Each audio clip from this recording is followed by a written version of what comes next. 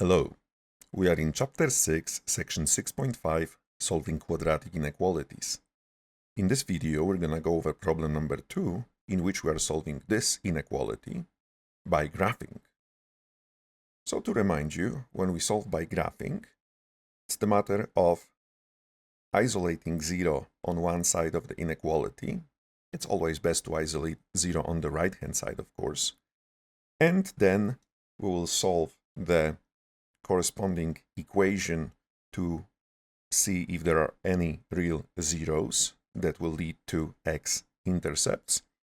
Then, using the leading coefficient, we just identify the orientation of the parabola, if it opens up or down, and according to the sign of inequality, we search for the parts of the parabola that are above, level, or below the x-axis. So let's start with transforming that inequality to isolate 0 on the right-hand side. So we will first subtract 4x and 5 from both sides. That will lead to x squared minus 4x minus 5 less than or equal to 0. Notice that we didn't multiply or divide both sides by anything, so we don't even ask whether we should reverse the sign of the inequality or not. So now that 0 is isolated, we solve the corresponding equation. That means x squared minus 4x minus 5 equals 0. We acknowledge that the polynomial on the left-hand side is factorable. It factors as x minus 5, x plus 1, because negative 5 and 1 are the two numbers that multiply to negative 5 and add to negative 4, still equals 0. By the 0 factor property, we get x minus 5 equals 0, or x plus 1 equals 0. So adding 5 to both sides in the first equation results in x equals 5, and subtracting 1 from both sides of the second equation results in x equals negative 1. Those are our x-intercept. There's two of them in particular. So let's plot them on our real number line, making sure that negative 1 is to the left of 5. The distances units don't really matter here as much as the placement of the numbers with respect to each other. So let's say negative 1 is here and 5 is there. So we have two x-intercepts, therefore the parabola will cross the x-axis at both of them. We just need to know if it opens up or down in here.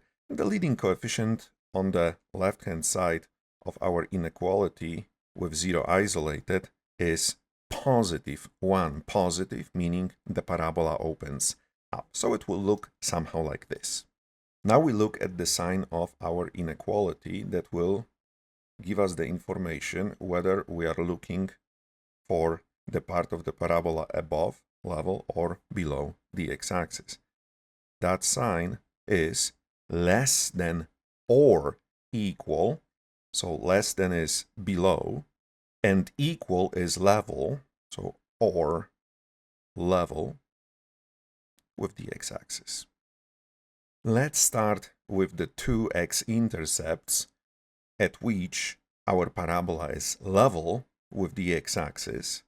Since our inequality is of the form or equal, they will belong to the solution set in here.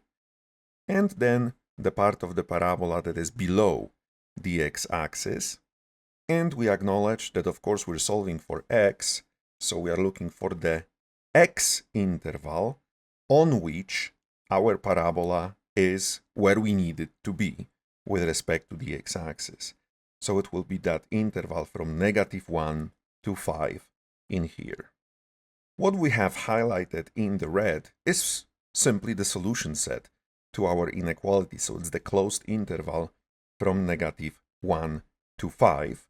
And that's all we need at the end in here. That gives us our solution set with the brackets, because the endpoints of the interval are included. And that's the solution set to our inequality.